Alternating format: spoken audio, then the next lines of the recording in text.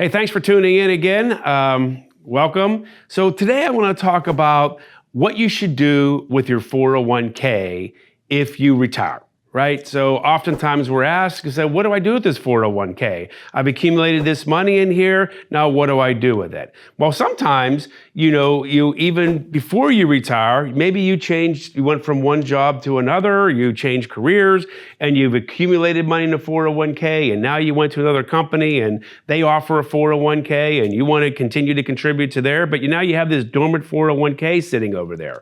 So there's different things that could potentially happen during your lifetime that put you in a position where you got to make a decision of what you do with your 401k, right? One thing we should always keep in mind about 401ks is all the money that's in the 401k is what? In all taxable, because none of the money that is accumulated in there has been paid, any tax liability into that. You've got a tax deduction for every dollar in which you accumulated. So we know there's a big block of money sitting there that now is going to have to be taxed at some particular point in time. So that's a key element when you're making a decision on what to do with the 401k. So one thing you could do, you could simply leave it there.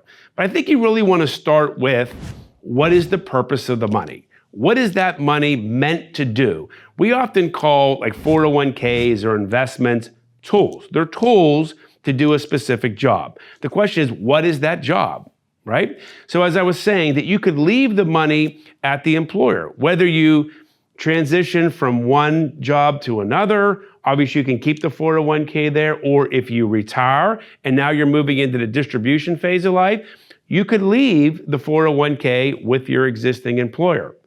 The question is, can I make future contributions to a 401k that I left behind? Well, the answer is no. If you're not working there, because all your contributions are based on payroll deduction.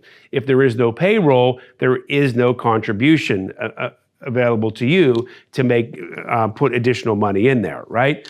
So can you change investment options if you have a dormant 401k? The answer is yes. You still have a relationship with the investment company in which that is holding the assets on your behalf, and you have the right to go in there to make adjustments to the 401k. So if you want to be more aggressive or you want to be more conservative, you have the right to go in there and make those changes. You always have access to the 401k, typically through some sort of a technology or some platform or some portal in which you get access to the current values and you can make decisions.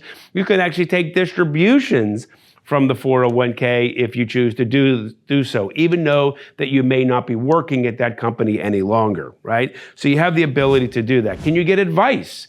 Oftentimes you can get advice from the 401k folks that are sponsoring that. Now, typically, the advice is very limited on what you can get, but you will get some advice from the 401k sponsor if you decide to keep it there. So the next thing you can do with your 401k is you can transfer the money out of the 401k. So if you say, well, okay, I don't want to no longer keep this here. I want to have more access. I want to have more control over my 401k. You can move the money away from your employer, your previous employer, and moving into either your new employer. So if you say, well, I'm not retiring. I'm simply going to go from this company to that company, and they offer a 401k.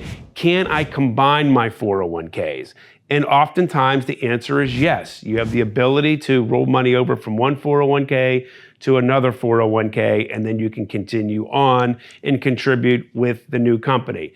Now, there are some things that you really need to consider when making these decisions. And one decision is, how do I do this? How do I get the money from one 401k to another 401k? And there's some very strict rules that you must abide to. They're called direct rollovers or non-direct rollovers. I would just simply say that direct rollover is going to be the most efficient way, because what you don't want to end up doing by moving money from one 401k to another is having some sort of a tax liability. So if you do a direct transfer or a direct rollover, that eliminates typically any cost, delays, and potential tax liability. So you have to be careful in the nomenclature and how you set the stage for what it is that you want to do with your 401k. But again, if you're going to continue to work and you have a 401k, you have the ability to transfer one 401k to another. The other thing you could do is you could do a rollover, again, using the terminology direct rollover, and you could simply take your 401k and roll it into an IRA, an individual retirement account.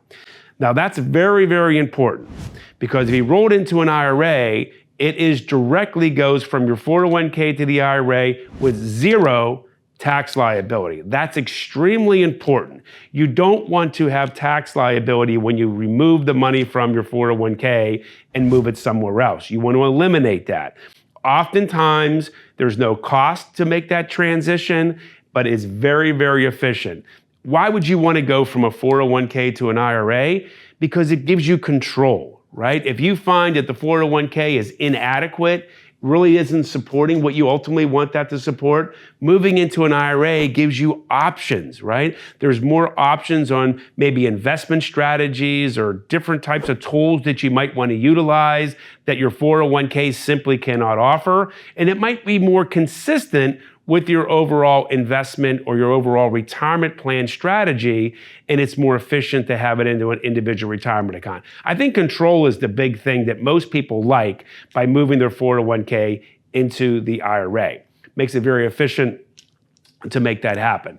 So these are a couple ways in which you can do that. So, but the key element of taking money from making transition from 401k to another 401k or from a 401k to an IRA is truly the efficiency and elimination of tax liability.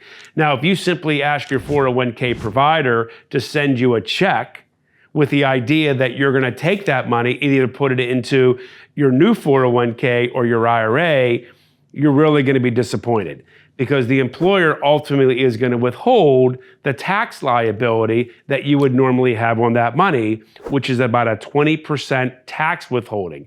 So when you get your check, you're going to find out that, hey, it's not what I thought it would be, because the employer is going to take 20% of that and send it to the government, and you're only going to get 80% when your intention was to roll that into an IRA. So that is not the way that you want to take receipt of the 401k dollars. So please keep in mind, if you're going to make changes from your 401k, make sure you go through the proper channels to do that, and make sure that you're going from a pre-tax plan, which is a 401k is, to another pre-tax plan. This is going to create efficiency, it's going to eliminate anxiety, and it's going to make things much easier for you when it comes to managing your assets as you navigate through the accumulation phase and then, of course, transition to the distribution phase. Again, thanks for tuning in.